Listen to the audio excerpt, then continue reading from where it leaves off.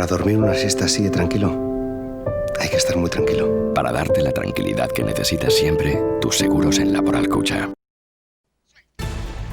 Sanidad facilitará los datos totales de fallecidos en los próximos días, después de 12 días sin ofrecerlos. Así lo ha asegurado el doctor Fernando Simón en su rueda de prensa diaria. En Navarra, nueva jornada sin fallecidos ni ingresos, pero con 5 casos nuevos de coronavirus. Por cierto, que mañana conoceremos qué nos deparará esa nueva normalidad en la que entramos el lunes. La presidenta Chivite ha anunciado que explicará sus características. ¿Qué tal? Muy buenas noches. Eso mañana. Hoy hemos conocido que la justicia ha anulado el programa de educación Escolae por un error en su tramitación. El gobierno estudiará recurrir la sentencia. Creemos que es una cuestión meramente de forma que no entra en el fondo. En todo caso, el compromiso del Gobierno con el programa Escolae es claro y rotundo. Insisto que es una cuestión que ahora tenemos que valorarlo, en su caso si supone recurso, etcétera. Navarra blindará sus residencias de mayores para evitar contagios ante posibles rebrotes de coronavirus con medidas que ya estudian Gobierno y centros. Inyección de más de 4.260 millones para relanzar el turismo a tan solo 2 días de que se abran las fronteras y de que comiencen a llegar los turistas. El foco se pondrá en promocionar España como destino seguro ante el coronavirus. Pretende reflejar los atractivos turísticos del conjunto del territorio nacional. El exportero de Osasuna, Juan Carlos Unzué, ha anunciado que padece ELA. A partir de ahora deja de dedicarse al fútbol y pondrá todos sus esfuerzos, ha dicho, en la lucha contra esta enfermedad. Estoy fuerte mentalmente para convivir con esta enfermedad. Mi etapa como entrenador ha finalizado. Voy a firmar por un equipo modesto, pero muy comprometido. Y este es el de los pacientes de ELA.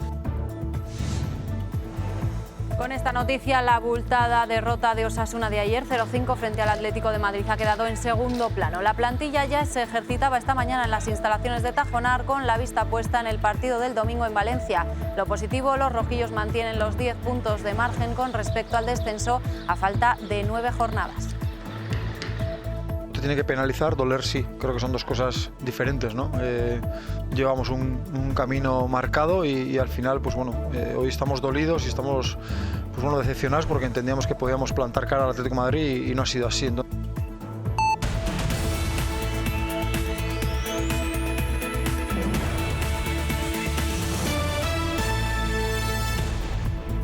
Las noticias de Navarra con Sara Rodríguez Aliaga. Escolae anulado por la justicia. Los tribunales tumban el sistema educativo por un error de forma, no de su contenido. Dice el juez que se debió tramitar con una disposición general y no como un acto administrativo, y en pantalla ven esas diferencias. Una disposición general es un reglamento que debe contener una o varias memorias, un estudio económico y de costes de la iniciativa que deberá ser consultada a todos los departamentos del Gobierno. En algunos casos incluso debe ser sometida a información pública con un procedimiento para aplicarse. Pero se optó por un acto administrativo, es un tipo de acto jurídico donde la Administración ejecuta directamente una iniciativa que será fiscalizada. Y ese error en cómo se implantó el programa coeducativo, en cómo se tramitó, ha llevado a los tribunales a anularlo. Escolae anulado en los tribunales por un error en su tramitación. El juez da por sentado que no pudo ser un acto administrativo, puesto que Escolae se integra en el currículum como materia transversal. Dice que el currículum de las diferentes etapas educativas se aprueba por decreto foral y sentencia que se prescindió total y absolutamente del procedimiento legal para elaborar una disposición general, es decir, un reglamento que implicaría memorias, plan económico o costes. El recurso llegó de un grupo de padres. Rebatieron 2 resoluciones del Gobierno de Navarra, una referida a las instrucciones para el curso pasado, para su organización y funcionamiento de los colegios, y otra relativa a la extensión progresiva de Escolae a todos los centros educativos de Navarra. Cuestiones en la forma que no en el fondo, donde el tribunal no entra. Es más, se han inadmitido otros 2 recursos, uno que reclamaba la nulidad al entender que Escolae vulnera derechos fundamentales de padres y niños por su contenido ideológico y por el adoctrinamiento en ideología de género. Lo presentó la plataforma nacional 18M, pero el juez advierte falta de legitimidad para recurrir por no ser una organización titular de ningún centro, ni ser tampoco una asociación de padres, profesores o representante legal de algún alumno.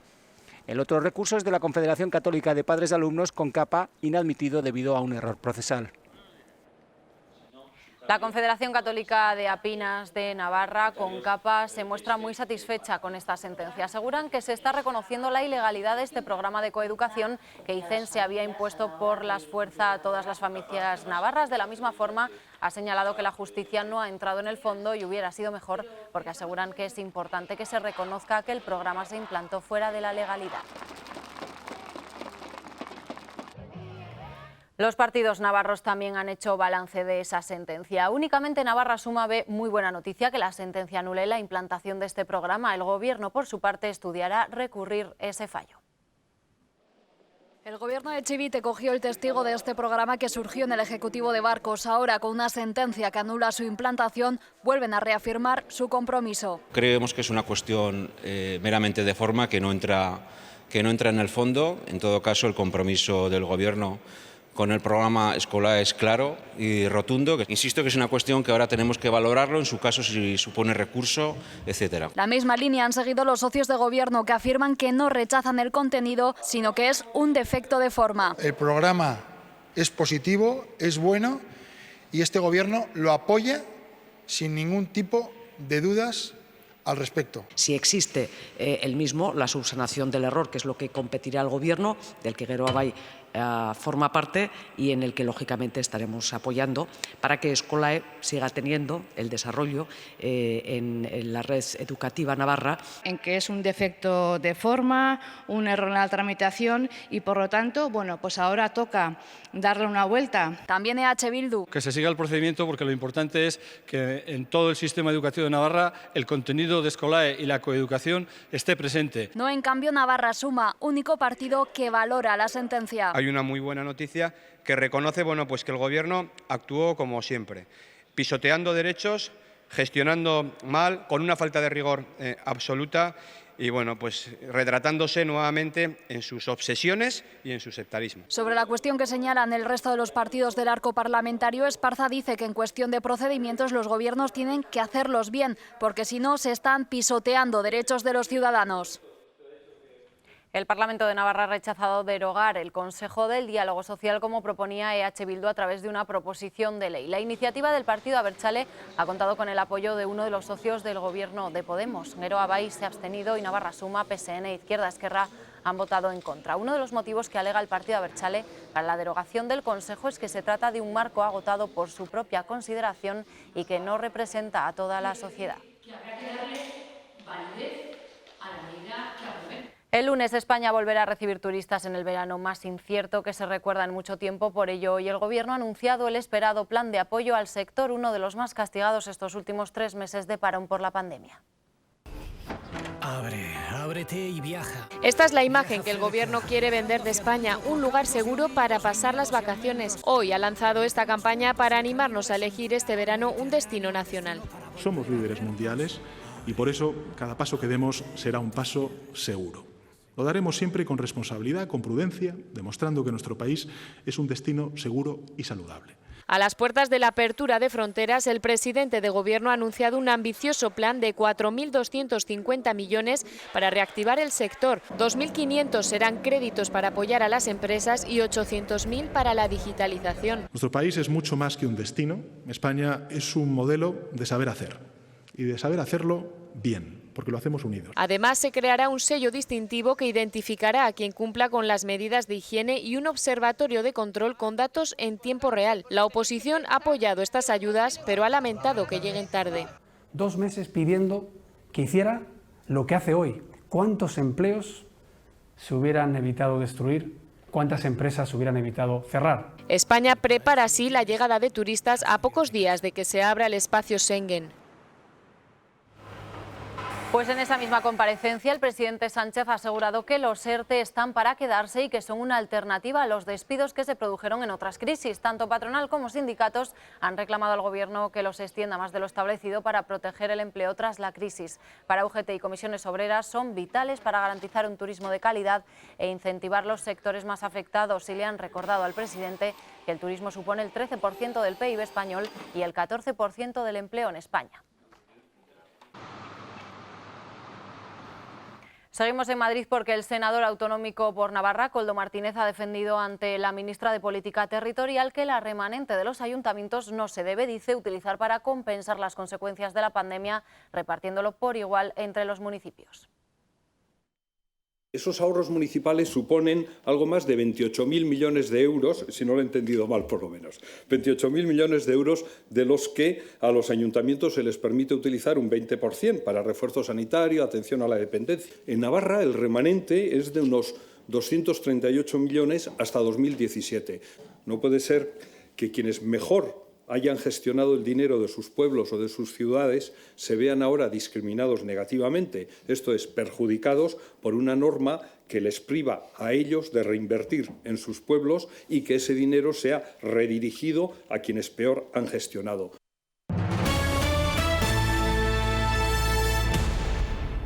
Jornada sin fallecidos ni nuevos ingresos hospitalarios en Navarra. Eso sí, Salud notifica 5 nuevos contagios, llegando hasta los 5.364 casos desde que comenzó la pandemia. Las UCI se mantienen sin cambios. Y con estos datos, Navarra encara los últimos 3 días de estado de alarma. Superamos el último escalón, la fase 3, y el lunes entraremos en la denominada nueva normalidad. Mañana mismo conoceremos las características de este nuevo escenario. La presidenta Chivite comparecerá en rueda de prensa para explicarlas. En el conjunto de España no les podemos contar novedades en cuanto al total de muertes porque Sanidad mantiene la cifra congelada, aunque el Gobierno ha adelantado que ofrecerá esa cifra en pocos días y rondará los 28.000 fallecidos. Se informa de que en los últimos 7 días han fallecido 52 personas más y sumamos al número de contagios otros 153 diagnosticados en las últimas horas. Las certezas pueden ser momentáneas, pueden cambiar y más en este caso en el que los datos no dependen únicamente de nosotros, garantizar es difícil. Pero sí que puedo decirles que las mayores probabilidades es que estén mucho antes del día 16 de julio. Para el 16 de julio falta un mes. Esto probablemente lo tendremos en los próximos días. Los próximos días quiero decir ya. Sin duda, evitar que se produzcan rebrotes en las residencias de mayores va a ser fundamental. Han sido uno de los puntos más vulnerables de esta crisis y por eso el Gobierno de Navarra ya trabaja en un plan de desescalada en estos centros y que contempla distintas medidas, aunque la consejera no ha querido concretarlas a la espera de consensuarlas con las principales asociaciones del sector. Cuestiones que se han abordado hoy también en el Consejo Interterritorial con el vicepresidente de Derechos Sociales del Gobierno de España, Pablo Iglesias. Contempla todo lo que tiene que ver con el conjunto de medidas que habrá que arbitrar en el supuesto de que volvamos a tener un rebrote en los centros residenciales, tanto cuestiones relativas a reserva de plazas, centros intermedios, materiales, sustitución del personal. 3.815 estudiantes cuentan ya los días para hacer la EBAU, la selectividad. Es un 16% más que el año pasado. Se examinarán en 2 convocatorias, la ordinaria del 23 al 26 de junio y la extraordinaria del 21 al 23 de julio. Y lo harán bajo unas condiciones estrictas para prevenir contagios. Será obligatorio el uso de mascarillas y las notas y las reclamaciones se emitirán de forma telemática. Casi 4.000 alumnos de Navarra ya tienen una fecha marcada en rojo en el calendario. La EBAU se celebrará del 23 al 26 de junio en la Universidad Pública de Navarra y, como novedad, también en centros de educación secundaria. Participarán 3.815 estudiantes, de los cuales más de 2.800 realizarán la prueba en castellano y los 1.000 restantes en euskera. El número de matriculados en la EBAU ha aumentado este año un 16% respecto al curso anterior. En cuanto al desarrollo de las pruebas, no hay cambios. Habrá una fase obligatoria y otra voluntaria. Eso sí, los modelos lingüísticos A y D deberán hacer un examen más, el de lengua vasca y literatura. 187 alumnos se presentarán solo a la fase obligatoria y 285 solo a la voluntaria. Las reclamaciones, las notas y los modelos de exámenes de años anteriores se podrán consultar vía telemática. Concretamente, las notas se podrán consultar el día 3 de julio y las reclamaciones entre el 3 y el 8 de julio. Se deberá mantener la distancia de seguridad y será obligatorio el uso de mascarilla. A la prueba solo accederán el alumnado y el personal autorizado. Para los que no consigan superar la prueba a la primera, tendrán un segundo intento con la prueba extraordinaria que se realizará entre el 21 y el 23 de julio. Se van despejando incertidumbres en el plano educativo. Ayer les contábamos que las escuelas infantiles reabrirán el próximo lunes. Pues bien, hoy la plataforma de 0 a 3 de guarderías públicas ha criticado la falta de organización durante el estado de alarma. Además, consideran que el comunicado hecho público por el Gobierno no contiene las recomendaciones suficientes para la apertura. Exigen a Educación un grupo de trabajo con el que consensuar las actuaciones a llevar a cabo a partir de ahora. Pero todavía quedan muchas incógnitas. Para facilitar la adaptación de los alumnos y ayudar a los docentes nace el proyecto Alumbrando Túneles, capitaneado por 4 mujeres navarras. Vean.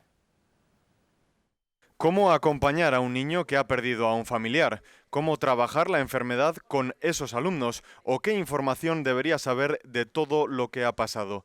Estas son algunas de las preguntas que se plantean ante la vuelta de los niños a clase. Para intentar dar la respuesta, 4 mujeres navarras han creado un proyecto llamado Alumbrando Túneles. Se está hablando de distanciamiento, de mascarillas, de geles, pero de momento no estamos escuchando en las noticias, en las distintas instancias políticas, no escuchamos el tratamiento que se les va a dar a nivel emocional, a nivel afectivo, porque eso va a haber mucha falta. Entonces, pues bueno, de ahí, de esa inquietud que teníamos nosotras, surgió este proyecto. El proyecto parte de un libro infantil que pretende abrir un canal de comunicación y expresión para los alumnos. Al final también a ellos se les ha hecho duro y todavía hay niños que van a arrastrar, niños que salieron a la calle con miedo, que no querían salir, y todo esto todavía va a continuar. No sabemos cómo vamos a empezar en septiembre, es que hay mucha inquietud.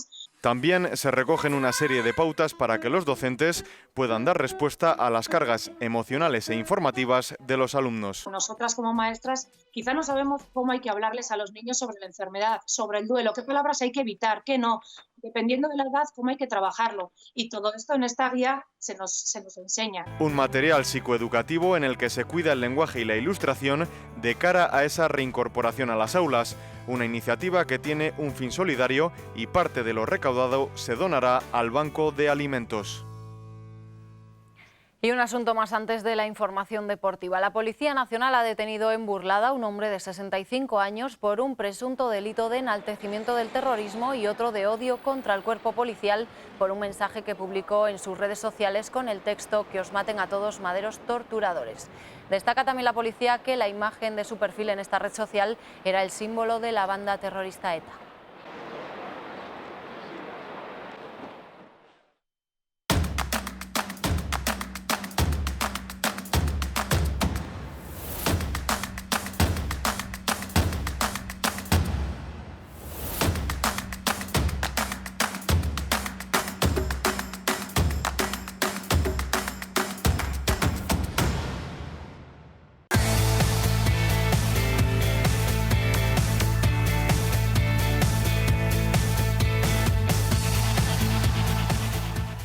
El exportero de Osasuna y segundo entrenador de Luis Enrique en Celta y Barcelona, Juan Carlos Unzué, acaba de anunciar que sufre ELA, una enfermedad neurodegenerativa que no tiene cura y que le está afectando especialmente a las extremidades. El navarro tiene 53 años. Estoy fuerte mentalmente para convivir con esta enfermedad, difícil enfermedad, y que me siento un auténtico privilegiado por lo que la vida me ha dado hasta este momento. Pero también, después de estos meses, dándole vueltas de las posibilidades y de lo que puedo hacer a partir de estos momentos en relación a la ELA y a este tipo de enfermedades más o menos parecidas que desgraciadamente parecen invisibles, pero que están ahí. Osasuna ha reaccionado rápido para dar aliento a su exjugador al conocer la noticia. Lo hacía en boca de su entrenador, Yago Barrasate. Aquí, desde Tajonar, desde tu casa, todos los que formamos el Club Atlético Osasuna, te mandamos un fuerte abrazo. Fuerza, Juan Carlos, ánimo. La de Unzué es una noticia que deja en un segundo plano lo deportivo y el primer partido sin público en el Sadar, que acabó en goleada en contra de Osasuna. 0-5 perdió el conjunto rojillo ante un Atlético de Madrid que gozó de una gran efectividad. No te tiene que penalizar, doler sí. Creo que son dos cosas diferentes, ¿no? Llevamos un camino marcado y al final, pues bueno, hoy estamos dolidos y estamos, pues bueno, decepcionados porque entendíamos que podíamos plantar cara al Atlético de Madrid y no ha sido así. Entonces eso te tiene que doler y lo que he dicho antes, ¿no? Cuando te duele, además, sacas lectura positiva, ¿no? Pero penalizar no, porque mañana tenemos que entrenar, tenemos que recuperarnos y el domingo tenemos otro partido y lo que dije, ¿no? Jugando cada 3-4 días, que no estamos habituados, pues al final lo que ha pasado ya prácticamente no existe y hay que pensar en el futuro inmediato que es ya. Lo único positivo de la noche de ayer es que Osasuna mantiene los 10 puntos de ventaja sobre el descenso cuando restan 9 jornadas para finalizar el campeonato. Poco más tras el varapalo y la imagen ofrecida ante el Atlético de Madrid. No puede hacernos cambiar de opinión este traspiés. Creo que estamos haciendo muchas cosas bien, que tenemos que seguir en la línea, corregir los errores que hemos cometido hoy, por supuesto, pero bueno, mirar el futuro con ilusión, porque creo que el año está siendo bonito y que el equipo siempre da la cara. El resultado final provoca que quizás si hubiese alguna conclusión positiva se disipe, se esfume y bueno, es verdad que es una sensación amarga que tenemos que quitarnos de inmediato porque en este formato liguero no tenemos tiempo para alimentaciones y tenemos un partido importante dentro de 4 días. Osasuna volvía al Sadar 3 meses después con un ambiente poco habitual. Pocos aficionados en la llegada del equipo al estadio y en los bares de la zona. Una imagen que nada tiene que ver con la de un partido normal.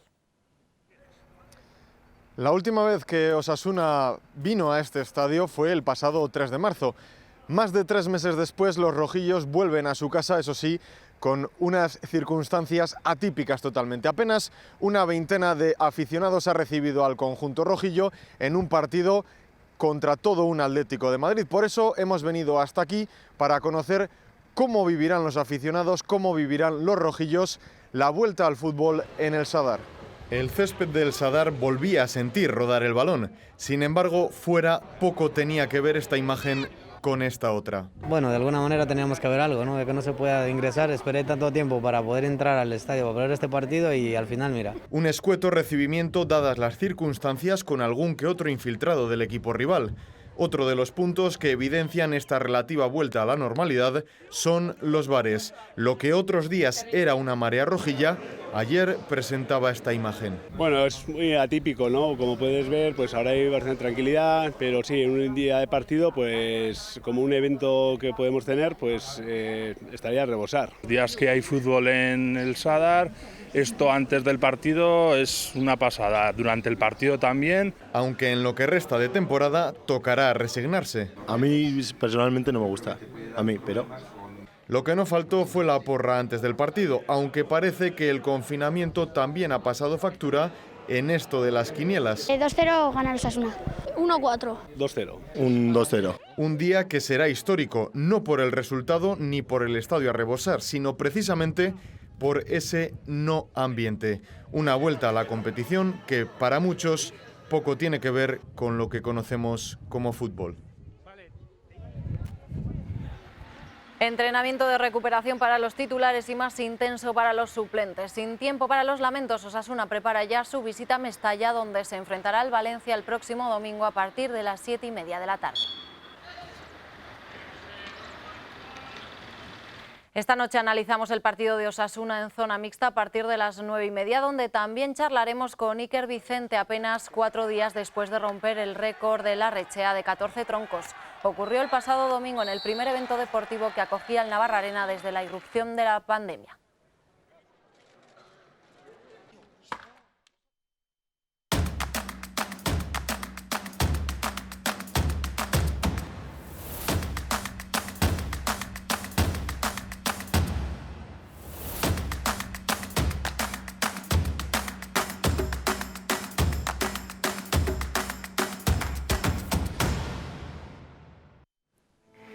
Y nos despedimos hoy con imágenes del Palacio Real de Olite, que ya comienza a recibir visitantes tras el confinamiento. Ya saben que pueden seguir informados en navarratelevisión.es. Feliz noche.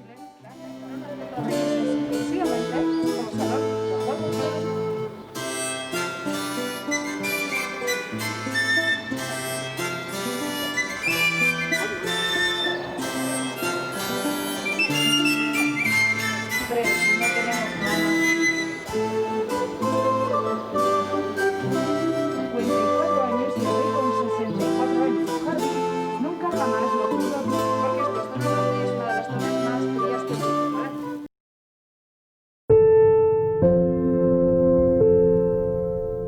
Para dormir una siesta así de tranquilo, hay que estar muy tranquilo. Para darte la tranquilidad que necesitas siempre, tus seguros en Laboral Cucha.